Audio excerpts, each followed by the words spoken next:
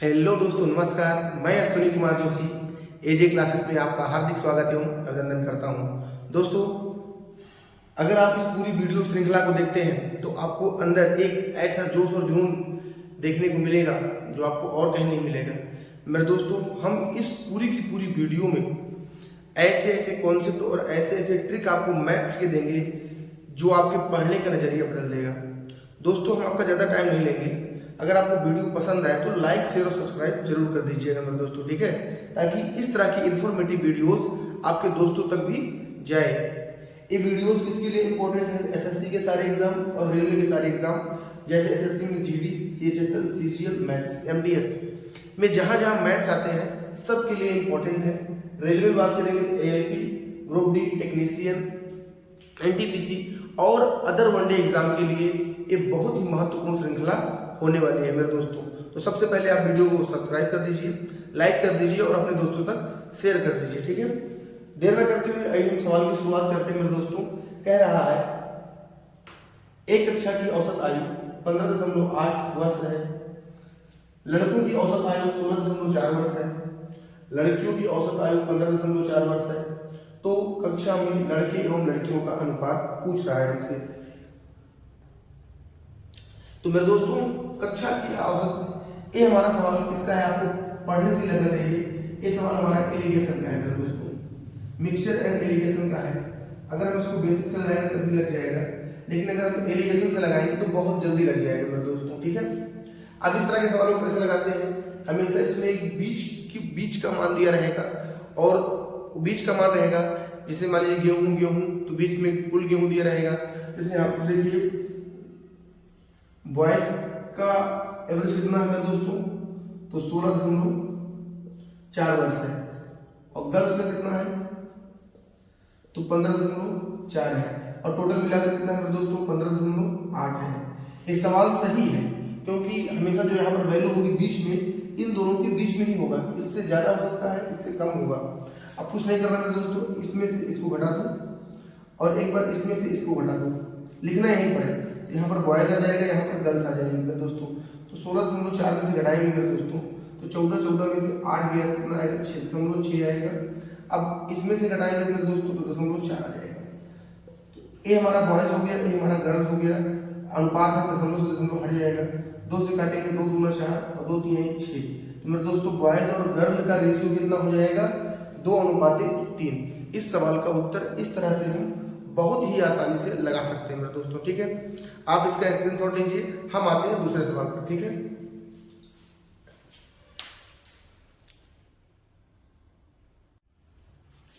दोस्तों, ये भी एग्जाम सवाल में आया हुआ है और बहुत सारे एग्जाम में सवाल बना हुआ है। ये परसेंटेज का सवाल है और इलेक्शन पर आधारित प्रश्न है। क्या करा? एक चुनाव में 8% मतदाताओं ने अपने मत नहीं दिए। चुनाव में केवल 2 उम्मीदवार थे। जीतने वाले को कुल मतों का 48% और वो अपने विरोधी को 1100 वोटों से हरा देता है। तो कुल मतदाताओं की संख्या पूछ रहा है हमसे। तो इसको हम 1-2 तरीके से लगा सकते हैं। फिर ऑप्शन से कैसे लगाएंगे ये भी आपको हम बता देंगे। जैसे आप तुक्का मारते हैं तो किस सवाल में आप तुक्का मारेंगे ये भी आपको हम बताएंगे, तुक्का किसमें मारेंगे। तो मेरे दोस्तों, मान लीजिए टोटल वोटर हमारे पास 100 है। 100 में से 8% ने अगर वोट नहीं दिया, इसका मतलब 92 लोगों ने वोट दिया और 92% में से 48% जीतने वाले कुल का। तो कुल 100 है तो 100 का 48% अगर जीतने वाले को मिलेगा मेरे दोस्तों तो 92 में से चला जाएगा, कितना बचेगा? 44 बचेगा मेरे दोस्तों। भाई 100 का इसको मिल गया तो बचा कितना? 44। तो जीत हार का डिफरेंस कितना है? 4%। अब 4 का मान कितना है? अंतर है। यहाँ पर अंतर कितने का मेरे दोस्तों? 1100 का। तो 1100 बटे कितना हो जाएगा? 4, क्योंकि 4% का मान तो 1100 है। जो यहाँ पर अंतर है वही अंतर की तुलना अंतर से कर दिया हमने।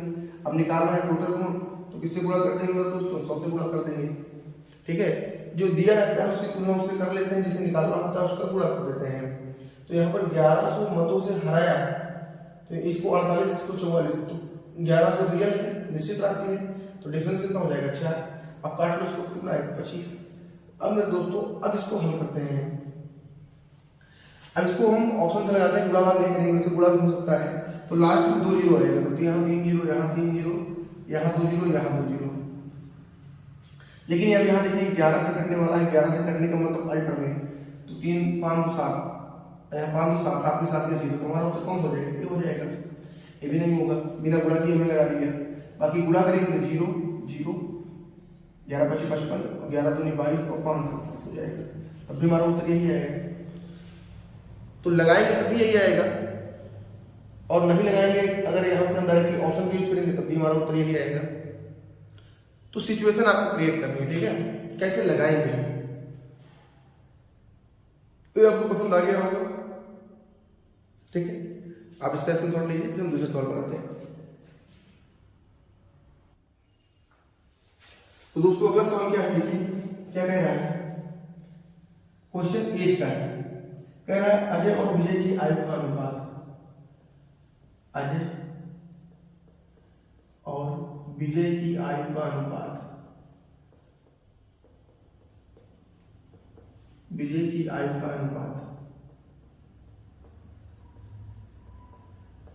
4:5 है। 5 साल बाद, 5 साल बाद उनकी आयु का अनुपात, उनकी आयु का अनुपात, उनकी आयु का अनुपात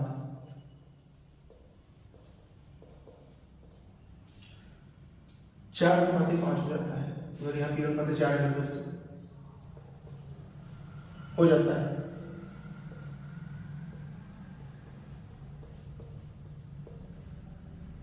तो इस समय विजय की आयु, इस समय विजय की आयु,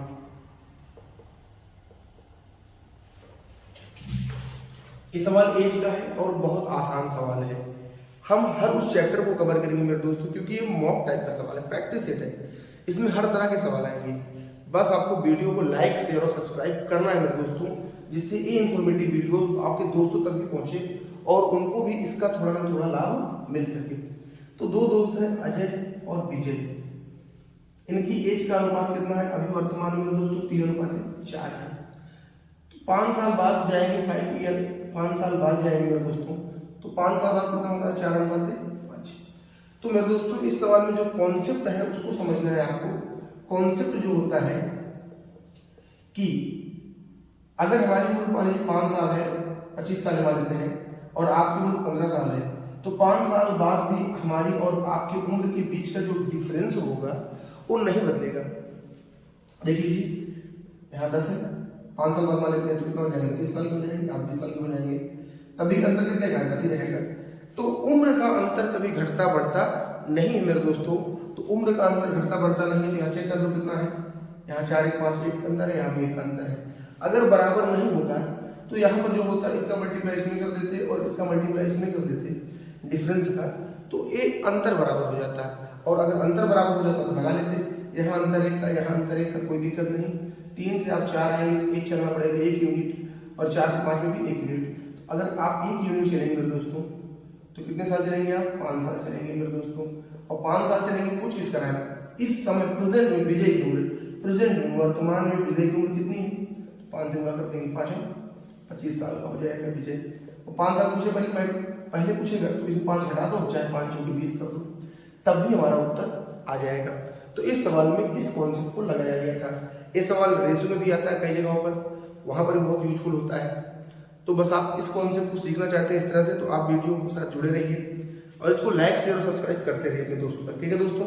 इसको लिखिए, फिर हम अगले सवाल पर चलते हैं।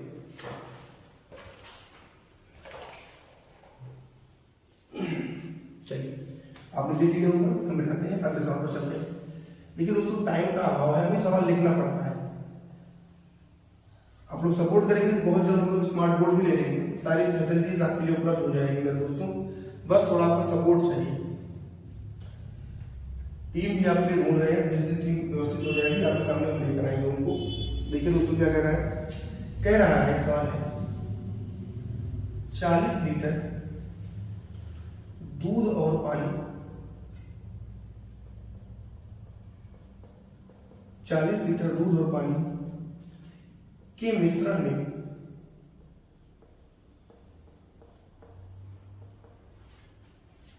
10% पानी है।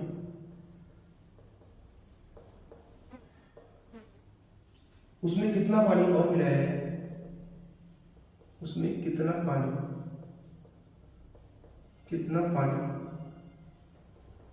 और मिलाया है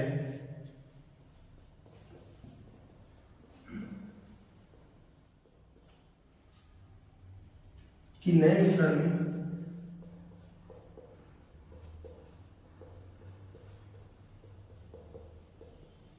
पानी 20% हो जाए। ये भी बहुत कॉन्सेप्चुअल सवाल है, बहुत सारे एग्जामों में आया हुआ सवाल है। इसको कैसे लगाएंगे एक बार आप ट्राई करिए, फिर हम आपको बताते हैं। मेरे दोस्तों 40 लीटर दूध और पानी का मिश्रण है। अब इसमें कॉन्सेप्ट क्या है दोस्तों, देखिए कॉन्सेप्ट पहले चर्चा कर लेते हैं। कॉन्सेप्ट जानना बहुत जरूरी है मेरे दोस्तों। जैसे मान लीजिए ये दूध और पानी का अनुपात है। मान लीजिए 5 लीटर दूध है और 2 लीटर पानी है, तो टोटल मिश्रण हमारा कितना हो गया 7 लीटर। अगर हमने कहा इसमें 2 लीटर पानी मिला दिया है, तो अगर हम पानी मिलाएंगे तो दूध तो 5 लीटर ही रहेगा और पानी कितना हो जाएगा 4 लीटर और मिश्रण कितना हो जाएगा 9 लीटर। तो दोस्तों इस सवाल में कॉन्सेप्ट है, पानी मिलाएंगे तो दूध बराबर रहेगा, दूध मिलाएंगे तो पानी बराबर रहेगा। तो बढ़ेगा क्या मेरे दोस्तों, अगर हम पानी मिलाएंगे तो पानी की मात्रा बढ़ेगी, मिश्रण की मात्रा बढ़ेगी, लेकिन इस पर तो कोई प्रभाव नहीं पड़ेगा मेरे दोस्तों। तो जो मिलाएंगे उसके जस्ट सामने वाली राशि क्या रहेगी, बराबर रहेगी। ये इस सवाल का कॉन्सेप्ट है। तो अभी सवाल को लगाएंगे कैसे मेरे दोस्तों, देखिए 40 लीटर दूध और पानी के मिश्रण में 10% पानी है। इसमें कितना पानी, तो पानी मिलाएंगे मेरे दोस्तों। अगर हम पानी मिलाएंगे तो पहले जितना दूध था उतना अभी भी दूध ही रहेगा। तो पहले जितना दूध था उतना अभी दूध रहेगा। तो 40 लीटर मिश्रण में पहले कितना दूध था मेरे दोस्तों, अगर 10% पानी है तो इसका मतलब 90% क्या होगा, दूध होगा मेरे दोस्तों। ठीक है, अब कितना मिलाएंगे तो 40 से ज्यादा ही होगा कि पानी कितना हो जाएगा 20%, तो दूध कितना हो जाएगा 80% हो जाएगा मेरे दोस्तों। अब इसको सॉल्व कर लेंगे हम, परसेंटेज से परसेंटेज कट जाएगा मेरे दोस्तों। ठीक है, 0 से 0 कट जाएगा, 9 चौक 36 हो जाएगा 360 और 8 चौके 32 हो जाएगा 320 और प्लस हो जाएगा 8x। अब 360 में से 320 कट जाएगा तो मेरे दोस्तों आएगा 40। तो 8x का मान 40, तो x का मान कितना हो जाएगा 5 लीटर। तो इसमें आप पानी कितना मिलाएंगे मेरे दोस्तों, 5 लीटर पानी मिलाएंगे और 5 लीटर पानी मिलाएंगे तो पानी कितना हो जाएगा 20% हो जाएगा, 10 से 20% हो जाएगा मेरे दोस्तों। ठीक है, इस सवाल का सबसे आसान सा तरीका है और इस सवाल का कॉन्सेप्ट है। इस चीज को हम 2 जगह पढ़ते हैं मेरे दोस्तों, पूरा का पूरा जब चैप्टर पढ़ाते हैं तो इन सवालों को हम 2 जगह पढ़ते हैं। पहला पढ़ते हैं परसेंटेज में और दूसरा इस सवाल को पढ़ते हैं हम मेरे दोस्तों रेशियो में पढ़ते हैं। ठीक है, इस सवाल को हम रेशियो से भी लगा सकते हैं लेकिन वहां कोई नीड नहीं है हमें। ठीक है, आप इसको लिखिए फिर हम इसमें चलते हैं।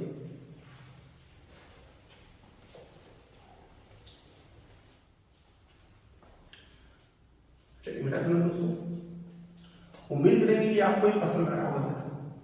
बस आपका लाइक शेयर और सब्सक्राइब होना चाहिए दोस्तों। ठीक है, थोड़ा सपोर्ट करिए, हमारा मनोबल बढ़े। जल्द से जल्द आप 1K पहुंचाइए हमें, कम से कम 1K पहुंचा ही दीजिए। 1K 1000 अभी के लिए आपके लिए बहुत अच्छे सवाल लेकर आते रहेंगे मेरे दोस्तों। ठीक है, कह रहा है एक वस्तु की कीमत, एक वस्तु की कीमत 900 रुपए अंकित है।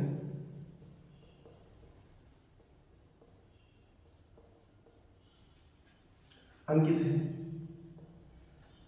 उस पर 8% और 8% की 2 क्रमिक छूट, की 2 क्रमिक छूट दी गई। यदि इन 2 छूट के स्थान पर, यदि इन 2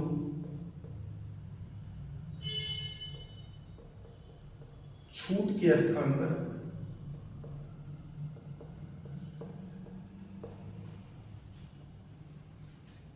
16% की छूट दी जाए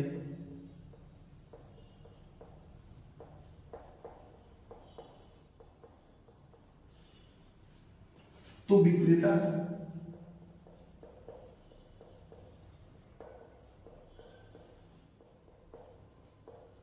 कितने रुपए का लाभ या हानि होगा,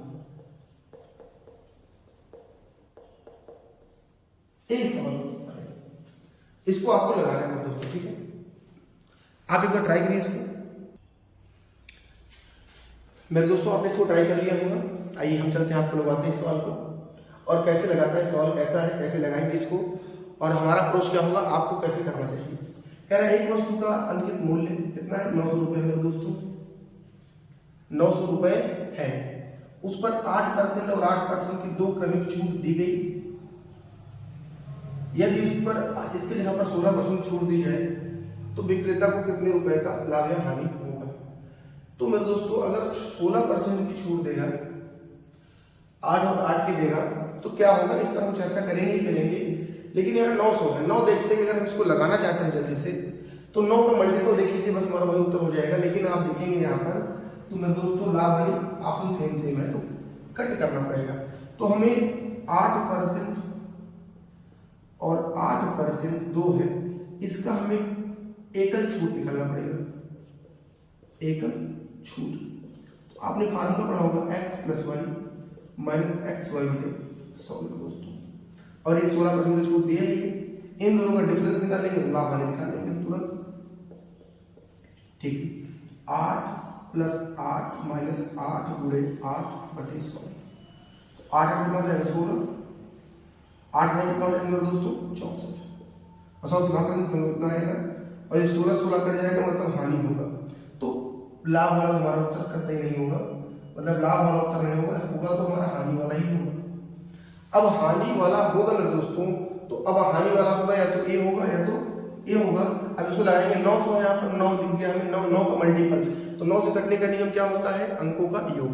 अंकों का योग देखिए, 7 5 12 6 18 कट जाएगा, और 7 4 11 6 17 नहीं कटेगा, तो हमारा उत्तर ये नहीं होगा, हमारा उत्तर यही होगा। लेकिन हम इसको लगा के दिखाते हैं आपको, तो 0.64% की क्या हो जाएगी, हानि होगी। तो 900 रुपए हमारा क्या है मेरे दोस्तों, अंकित मूल्य है।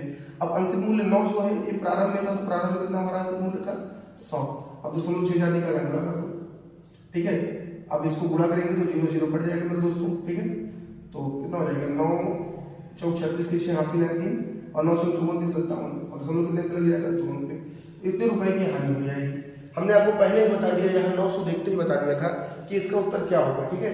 तो आप भी एग्जाम में आए तो ऐसे ही लगाइएगा, क्योंकि इस तरह से लगाएंगे तो आपका अप्रोच बढ़ेगा मेरे दोस्तों, ठीक है। कहीं ना कहीं से आप इसको लिखिए, फिर हम अगले सवाल कर सकते हैं, ठीक है। लाइक शेयर सब्सक्राइब करिए दोस्तों, ठीक है। चलिए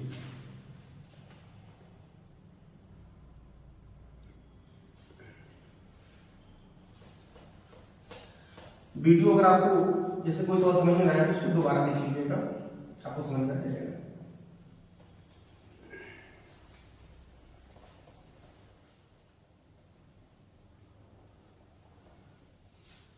ठीक है। देखिए अगला सवाल क्या कह रहा है, वर्किंग टाइम का सवाल है। कह रहा है 10 महिलाएं एक काम को 10 महिलाएं एक काम को 8 दिनों में पूरा कर सकती हैं। उसी काम को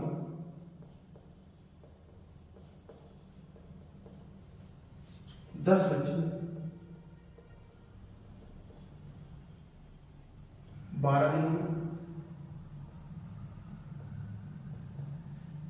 पूरा कर सकते हैं, ठीक है। इसको समझ लीजिएगा। तो बताइए 6 महिलाएं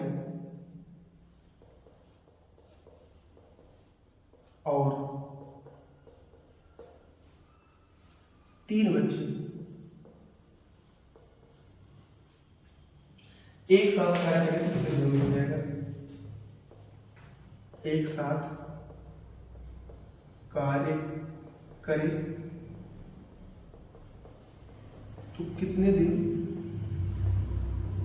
में हो जाएगा। ये सवाल वर्क एंड टाइम का है। तो इसको भी बहुत आसानी से हम लगा सकते हैं सवाल दोस्तों। क्या कह रहा है उसको देखिए पहले। कह रहा है 10 महिलाएं एक काम को 8 दिन में, तो 10 वुमेन एक काम को 8 दिनों में कर सकती हैं मेरे दोस्तों। अब अगर आप उसी काम को 10 चिल्ड्रेन, 10 बच्चे मतलब चिल्ड्रेन कितने दिन में करते हैं? 6 दिन में करते हैं। तो जो कटे उसको काट लीजिए मेरे दोस्तों। सबसे पहले 10 से 10 कट जाएगा, 2 3 6 2 के 8 कट जाएगा। तो वुमेन अनुपातिक चिल्ड्रन कितना आ जाएगा? 3:4 आ जाएगा। ठीक है, 3:4 आ जाएगा। अब इन रेशियो को चाहे यहां पुट कर दो चाहे यहां पुट कर दो, तो टोटल वर्क आ जाएगा, टोटल वर्क आ जाएगा, जो कि बराबर रहेगा। ठीक है, तो यहाँ एक बार इसको चेक करना लगाते थे, यहाँ पुट कर दो 10 गुणे 3 गुणे 8, ये टोटल वर्क हो गया। अब करवाना किससे मेरे दोस्तों? किससे करवाना है? 6 महिलाओं और 3 बच्चे और 3 चिल्ड्रन से करवाना है। तो कितना दिन लगेगा? काटिएगा नहीं दोस्तों, काटेंगे तो टाइम लगेगा।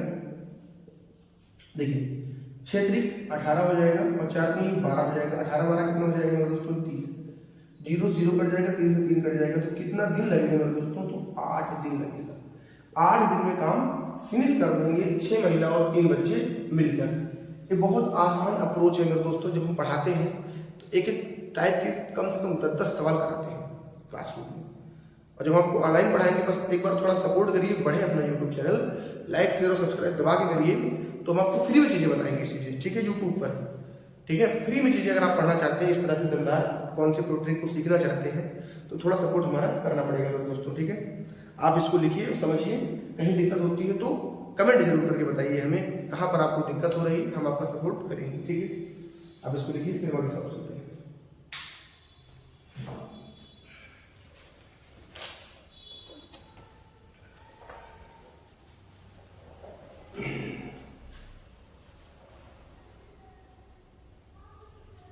रेशियो देते हैं दोस्तों।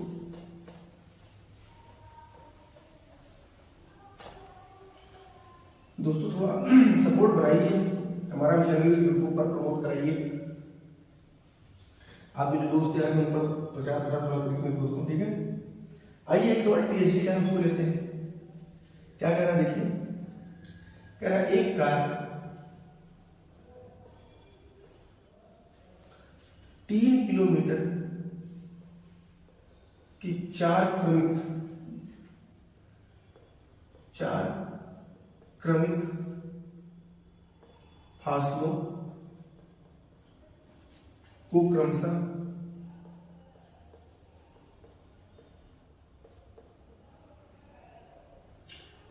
10 किलोमीटर प्रति आवर,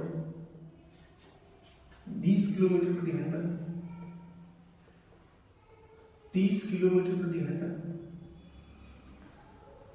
और 60 किलोमीटर प्रति घंटा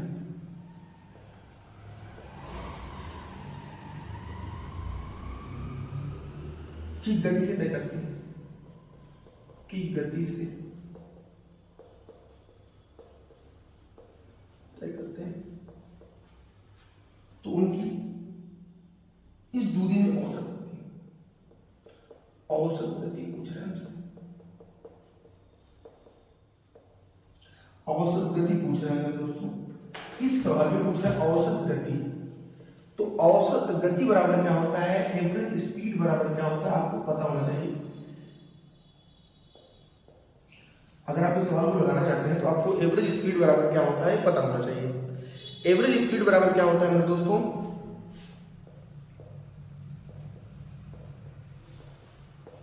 कुल दूरी बटे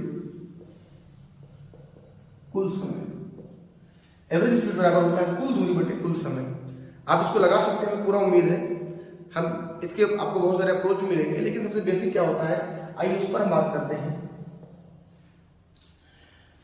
3 किलोमीटर की 4 क्रमिक दूरी तय कर रहा है फासलों को। 1 पर 3 तो 4 पर 12, तो कुल दूरी मेरे दोस्तों कितना हो जाएगी? 12 किलोमीटर।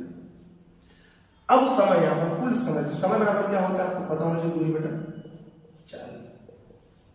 ये आपको पता होना चाहिए। दूरी कितनी है? पहली अगर दूरी चेक करें 3 किलोमीटर की दूरी कितने से तय कर रहा है? 10 किलोमीटर प्रति घंटा से। फिर 20 किलोमीटर की दूरी औसत गति दिया यहाँ पर। 3 किलोमीटर की दूरी 20 की रफ्तार से। फिर 3 किलोमीटर की दूरी 30 की रफ्तार से। फिर 3 किलोमीटर की दूरी 60 की रफ्तार से। अब इसको मैं सॉल्व कर रहा हूँ दोस्तों। ठीक है, तो 12 तो रहेगा नहीं ऊपर। अब इसको हल करते हैं दोस्तों, कैसे हल करें? ये तो कटेगा नहीं, ये भी नहीं कटेगा, ये 3 दशमलव हो जाएगा और 3 दूनी हो जाएगा, तो 1/20 आ जाएगा। तो इसको इसके साथ रखो और इसको इसके साथ रखो, तो 3 4/10 हो जाएगा प्लस 3 4/20 हो जाएगा मेरे दोस्तों। यहाँ 2 से मल्टीप्लाई कर दो तो ये हो जाएगा 8/20 और यहाँ भी हो जाएगा 4/20। तो हल करेंगे कितना आएगा? 8 4 12/20। अब दोनों को सॉल्व करेंगे तो 12 और पलट जाएगा तो 20 कितना हो जाएगा? 12 12 कट जाएगा, तो एवरेज स्पीड कितना आ जाएगा? 20 किलोमीटर प्रति घंटा हो जाएगा। तो इस तरह के सवालों को हम इस तरीके से लगाएंगे और बहुत ही अच्छे से हम इसको लगा लेंगे दोस्तों, आपको समझ में आ गया होगा बहुत अच्छे से, ठीक है। तो आइए हम दूसरे सवाल पर चलते हैं, आपको समझाने का प्रयास करते हैं। आप इसको लिखिए, स्क्रीनशॉट मारिए, जो आप करना चाहें उसको करिए। बस चैनल को लाइक शेयर और सब्सक्राइब करते रहिए, ठीक है दोस्तों। चलिए आगे चलते हैं, आपको समझाते हैं, कुछ और सवाल लेते हैं। देखिए थोड़ा स्पीड में इसलिए चल रहा है दोस्तों क्योंकि हमें सवाल को लिखना पड़ रहा है और हम चाहते हैं कि आपको कम समय में बहुत सारी सवालें आपको हम बताएं। कम समय में बहुत सारी सवालें हम बताना चाहते हैं दोस्तों, ठीक है, जिससे कि आपको कभी दिक्कत हो ही नहीं। जैसे कि सवाल दिया गया है, यह बहुत अच्छा सवाल है। कह रहे हैं एक समबाहु त्रिभुज की ऊंचाई, एक समबाहु त्रिभुज की ऊंचाई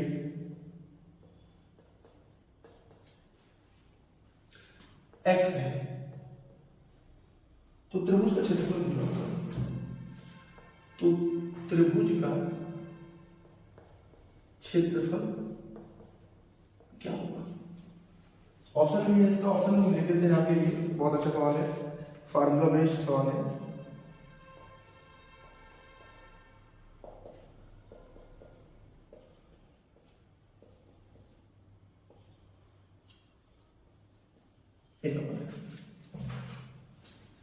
दोस्तों सबसे पहले आपको समझना पड़ेगा समबाहु त्रिभुज कहते किसे हैं? तो जिसकी ऑल साइड्स क्या हो? इक्वल हो, उसे हम समबाहु त्रिभुज कहते हैं मेरे दोस्तों, ठीक है। ऑल साइड्स आर इक्वल, जिसकी सारी भुजाएं बराबर हो उसे हम समबाहु त्रिभुज कहते हैं। अब यहाँ से इसकी ऊंचाई में दे रखा है, h का मान दे रखा है। h का मान कितना दे रखा है मेरे दोस्तों? x दे रखा है। और इसी h की सहायता से अगर हम भुजा का मान निकालें मेरे दोस्तों, इन भुजाओं का मान निकालें, a का मान निकालें, कहने का मतलब तो हम क्षेत्रफल निकाल सकते हैं मेरे दोस्तों, ठीक है। क्योंकि क्षेत्रफल बराबर क्या होता है आपको पता होना चाहिए त्रिभुज का, तो √3/4 a² होता है। अब a जो होता है वो भुजा होती है हमारी, ठीक है। तो आइए ऊंचाई का फार्मूला होता है √3/2a और बराबर यहाँ पर कितना दिया? h ऊंचाई है और ऊंचाई बराबर कितना दिया मेरे दोस्तों? x। तो a का मान कैसे निकालेंगे? a का मान कितना हो जाएगा? 2x/√3 हो जाएगा और इसका मान यहाँ उठा के पुट कर दो,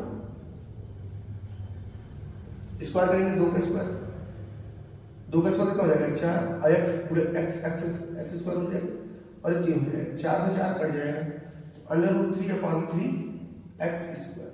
ये हमारा इस सवाल का उत्तर हो जाएगा मेरे दोस्तों। अब यहाँ पर हमने 2 चीजें बताई, फार्मूला ऊंचाई का ये होता है और क्षेत्रफल का फार्मूला ये होता है। आप इसको नोट कर लीजिए, याद कर लेंगे तो सवालें आपके लिए कठिन रह ही नहीं जाएंगी, आसानी से आप इसको लगा लेंगे, ठीक है। ये सवाल कैसा लगा आप कमेंट में जरूर बताइए हमें, ठीक है। लाइक शेयर सब्सक्राइब करते रहिए मेरे दोस्तों, सब्सक्राइब करना बहुत जरूरी है इस तरह की वीडियो अगर आप चाहते हैं तो, ठीक है। आप इसको लिख लीजिए, फिर हम स्क्रीनशॉट इसको इरेज करते हैं।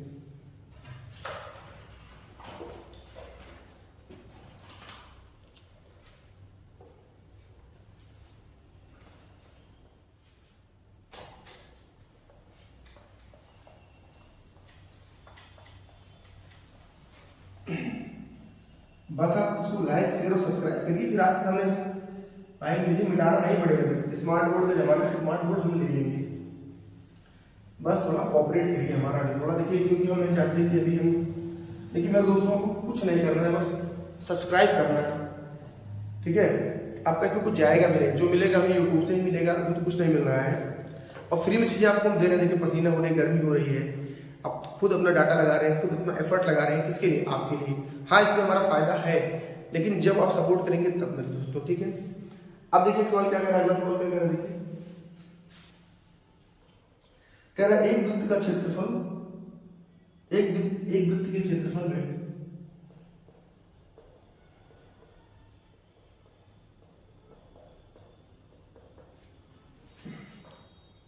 22 सेंटीमीटर स्क्वायर की वृद्धि हो जाती है। 22 सेंटीमीटर स्क्वायर की वृद्धि होती है।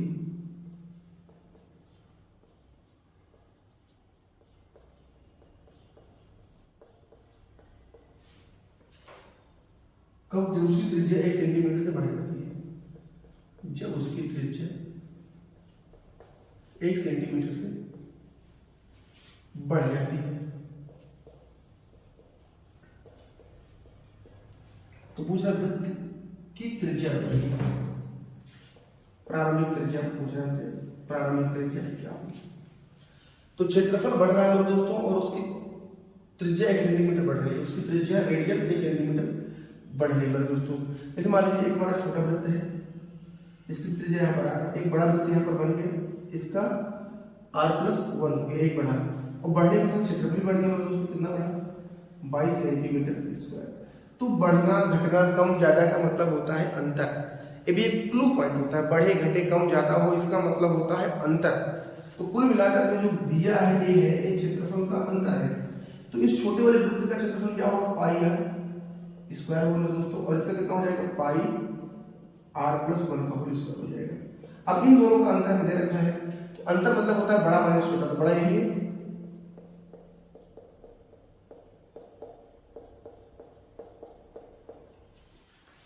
अब मेरे दोस्तों इसको सॉल्व करना है। सॉल्व कैसे करेंगे?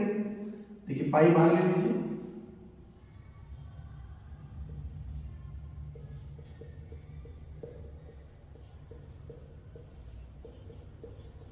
अब यहाँ पर जो है a square minus b square लगा, तो चाहे इसको खोल दो, तो खोल ही देते हैं, कट जाएगा। तो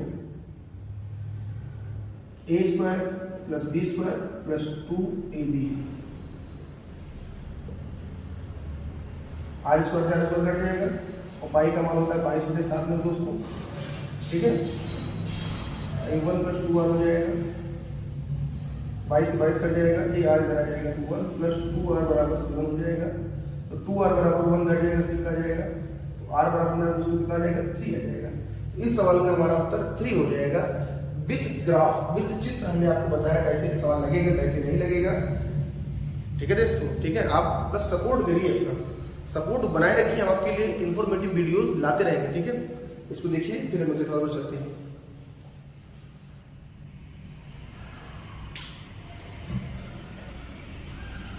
चलिए हो गया होगा, फिनिश करते हैं इसको। अगर आपको वीडियो कहीं दिक्कत लगे तो दोबारा देखिए, दोबारा देखेंगे, आपको दोबारा समझ में आएगा। नहीं समझ में आता कमेंट करिए, आपको हम दोबारा बताएंगे कैसे सवाल लगा, क्या फार्मूला होता है। लेकिन हाँ, जो फार्मूले हम आपके लिए लिखवा रहे हैं इसको आप लर्न कर लीजिए। कैसे करके इन फार्मूलेज को आप लर्न करेंगे तो आपका ही फायदा है, इसमें आगे के सवालों में आपको दिक्कत नहीं होगी, ठीक। देखिए एक सवाल क्या कह रहा है, एक क्वाड्रेटिक इक्वेशन का है। हम ऐसा नहीं चैप्टर वाइज करा रहे हैं, अब मिक्स सवाल है इसमें। कह रहा है x² - 6kx + 5 = 0 का एक मूल 5 है, तो k का मान बताइए। ऑप्शन है -1/2, -1, 1, 2, ये हमारे ऑप्शन है। हमें इस क्वाड्रेटिक इक्वेशन की एक मूल दिया है। इसमें थोड़ा सा कॉन्सेप्ट होता है, लेकिन तो बताने आपको ताकि आपको कभी दिक्कत ना हो। अगर मेरे दोस्तों ax² + bx + c = 0 तो ये हमारा क्वाड्रेटिक इक्वेशन होता है। अगर हम इसके रूट मान लें, मूल मान लें 2 है, 2 मूल अल्फा और बीटा है। अब ये 2 मूल क्यों माना? क्योंकि पावर 2 है। तो मूलों का योगफल जो होता है अल्फा + बीटा = -b/a होता है, और अल्फा × बीटा बराबर होता है मेरे दोस्तों c/a। अब इसी से इस सवाल को लगाना है, ठीक है। तो अल्फा + बीटा मेरे दोस्तों, अल्फा + बीटा अगर हम करेंगे तो -b/a, -6k रहेगा, प्लस हो जाएगा /a। अल्फा का मान ठीक है दिया ही, उसको यहाँ पर दिया ही मेरे दोस्तों, ठीक है। अब यहाँ देखिए अल्फा × बीटा = c/a, तो 5/1 हो जाएगा। अल्फा का मान हमारे पास 5 मान लेते हैं, तो तो मेरे दोस्तों बीटा का मान कितना आ जाएगा, मल्टीप्लाई बीटा, तो 5 से कट जाएगा, तो बीटा का मान मेरे दोस्तों कितना आ जाएगा, 1 आ जाएगा। अब अगर हमारे पास बीटा का मान 1 आ गया है तो अल्फा का मान मेरे दोस्तों कितना मान है, 5, और बीटा का मान कितना 1, और यहाँ पर 6 थी, 5 है 6 बराबर 6, तो 6 से कट जाएगा तो के का मान कितना हो जाएगा, 1, तो के का मान मेरे दोस्तों कितना हो जाएगा, 1। तो इस कॉन्सेप्ट से हम इस सवाल को लगा सकते हैं, और इसके लिए तो एक तरीका और होता है, सीधे धरा चाहे का सूत्र भी लगाते हैं इसमें, minus B plus minus under root B square minus 4ac upon 2a। ये जब रूट फाइंड करना होता था, एक रूट दिया है दूसरा रूट निकाल सकते हैं इससे भी, लेकिन ये टफ हो जाएगा मेरे दोस्तों, इससे भी लग जाएगा, लेकिन ये टफ हो जाएगा, आसानी से ऐसे ही लगेगा। ठीक है, आप इसको लिखिए, कमेंट करके बताइए दोस्तों कितनी मेहनत कर रहे हैं आपके लिए। ठीक है, आपका सपोर्ट चाहिए, फुल्ली सपोर्ट चाहिए हमें। ठीक है, इसको लिखिए आप, फिर हम अगले सवाल पर चलते हैं।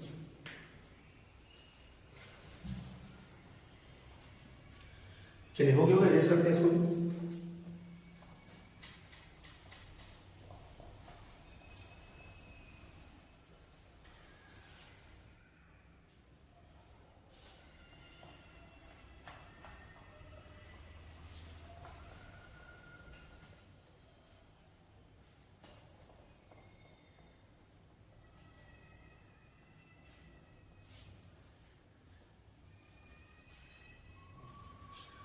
दोस्तों एक सवाल हमारा ज्योमेट्री का, देखिए ये सवाल क्या कह रहा है A B is parallel to C D, angle A B E is equal to 120 degree, angle D C E is equal to 100 degree.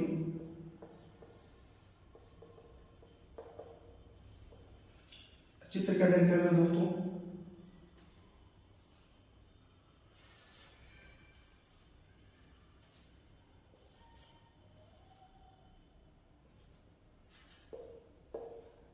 ठीक है, अब जो दे रखा है हमें पूछ निकालना है, इसका मान पूछ रहा है, और ए बी ई कितना दिया है 120 डिग्री दिया है दोस्तों, और डी सी ई कितना दिया है 100 डिग्री दिया है। तो कह रहा है ए बी और सी डी पैरेलल है, तो मेरे दोस्तों पैरेलल है, ए लाइन पैरेलल है, जिसको क्या करेगी काट दीजिए, ऐसे कट कर दीजिए। ठीक है, तो ये हमारा बन जाएगा ट्रायंगल। ठीक है, ट्रायंगल बन जाएगा मेरे दोस्तों। अब अगर एक स्ट्रेट लाइन है, मान लीजिए एक स्ट्रेट लाइन है हमारी, तो अगर ए हमारा बताइए दोस्तों, अगर 60 है 120 भी कितना होगा 60 होगा। ठीक है, अब अगर ए एंगल हमारा बन जाए, हमारा काम बन जाएगा। अब इसको भी हम बहुत आसानी से निकाल लेंगे, कैसे निकालेंगे आइए देखते हैं कैसे निकालेंगे मेरे दोस्तों। आप बताइए, आपने पढ़ा होगा कि अगर ये दोनों पैरेलल है, और अगर ये हमारा ट्रांसवर्सल लाइन है, इसका और इसका एंगल कितना होता है 180 होता है, इसके और इसके एंगल का कितना होता है 180 होता है, अगर इसका हो कितना हो जाएगा 80 हो जाएगा। फिर आपको कौन सा आएगा शीर्षक कोण, अगर ए 80 है तो हो जाएगा मेरे दोस्तों। अब बताओ ट्रायंगल ए है, अगर ये 60 है ए 80 है कितना होगा, ट्रायंगल के इंटीरियर एंगल का सम कितना होता है 180 होता है, ए 60 है ए 80 है, तो 8 से 14 140, तो कितना हो जाएगा इसका 40 डिग्री हो जाएगा। यहाँ से हम सवाल का उत्तर दे सकते हैं 40 डिग्री आएगा। बहुत अच्छा सवाल था, बहुत ही इंपॉर्टेंट सवाल था, इंपॉर्टेंट सवालों में से था। इस सवाल को हम ऐसे लगाएंगे तो जल्दी से लग जाएगा। ठीक है दोस्तों, तो आइए हम आगे चलते हैं अगले सवाल पर, आप इसको लिखिए तब तक। शीर्षक में कोण क्या होते हैं, आमने सामने कोण बराबर होते हैं दोस्तों। ठीक है, यहाँ पर क्या था ट्रांसवर्सल, इन दोनों का सम 180 होता है। और तरीके लगा लेंगे, देखिए और तरीके क्या जेड आकृति से बनता है, अगर ये कोण जितना होगा उतना भी कोण होगा। जेड आकृति कैसे बनेगी मेरे दोस्तों, कैसे जेड आकृति बनेगा, अगर ये हमारा कितना 100 है, ये भी 100 होगा, और अगर ये स्ट्रेट लाइन है 100 है 80 ही होगा, क्योंकि 180 होता है। तो हम इसको 2-3 तरीके से लगा सकते थे, जैसे लगाइए आप, उत्तर तो आना ही है हमारा। बस आप चैनल को लाइक शेयर सब्सक्राइब करते रहिए मेरे दोस्तों। ठीक है, लास्ट में भी बोल रहे हैं आपको, सपोर्ट आपको हमें चाहिए।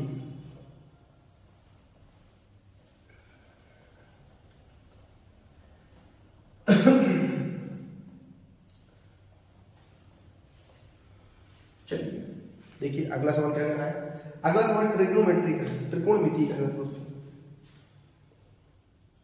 cos theta plus sec theta बराबर 5 बटे 2 दिया है। तो हमसे पूछ रहा है cos square theta plus sec square theta का मान क्या होगा। ये तो बहुत आसान सवाल है। अब यहाँ पर डायरेक्टली तो इसका स्क्वायर, तो मेरे दोस्तों समीकरण 1 का स्क्वायर कर दो, स्क्वायरिंग ऑन बोथ साइड। तो cos theta plus sec theta का स्क्वायर कर देंगे। इसका स्क्वायर कितना होगा, a square plus b square plus 2a into b हो जाएगा मेरे दोस्तों। अब इसका मान दिया 5 बटे 2, तो 5 का स्क्वायर 25 और 2 का स्क्वायर 4 हो जाएगा। इसका तो मान में निकालना ही है, इसको x मान लो प्लस 2 cos थीटा और सेक थीटा को लिख सकते हैं अपन cos थीटा। ये आपको पता होना चाहिए, सेक थीटा को हम कैसे लिख सकते हैं, cos थीटा को कैसे लिख सकते हैं। बेसिक प्रॉपर्टीज है ट्रायंगल की। अब 2 उधर घट जाएगा तो 25 बटे 4 माइनस 2, तो 4 दूनी 8, 25 में से 8 के कितना हो जाएगा दोस्तों, 17 बटे 4। इस सवाल का हमारा उत्तर हो जाएगा। तो उम्मीद करेंगे आपको ये भी समझ में आ ही गया होगा। बहुत आसान सवाल है, सिंपल सवाल है, कैसे लगेगा हमने आपको बता दिया है। ठीक है, आप इसको लिखिए तो आगे चलते हैं। ठीक है,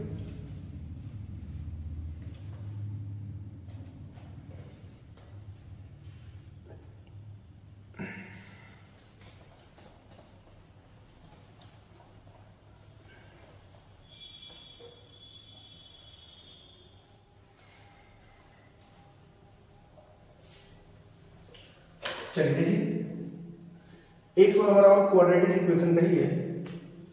क्या कह रहा है देखिए, ax square plus bx plus c equal to 0 के मूल बराबर है। तो c का मतलब होता है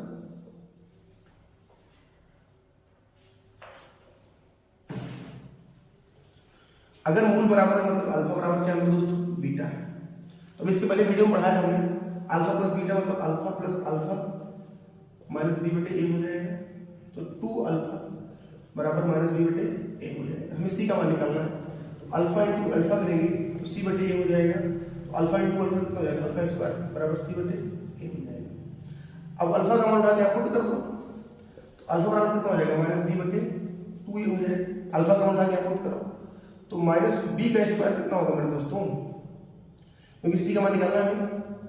तो माइनस बी का स्क्वायर करेंगे तो बी स्क्वायर हो जाएगा और 2 का स्क्वायर 4 हो जाएगा और ए स्क्वायर हो जाएगा बराबर सी बटे ए से कट जाएगा। तो सी बराबर कितना है, बी स्क्वायर बटे 4 आ जाएगा। इस तरीके से सवाल को हम लगा लेंगे। ठीक है, ऐसे करके सवाल को लगाएंगे और बहुत आसानी से उत्तर हम देने का काम करेंगे मेरे दोस्तों। ठीक है, समझ में आ रहा है कि नहीं आ रहा है, कमेंट करके बताते रहिए। ठीक है, तो आज हमारे पास इतने सवाल थे, फिर हम मिलेंगे कल आपको नेक्स्ट वीडियो के साथ, नेक्स्ट जोश और जुनून के साथ। बस आप सपोर्ट अपना बनाए रखिए मेरे पास। ठीक है दोस्तों।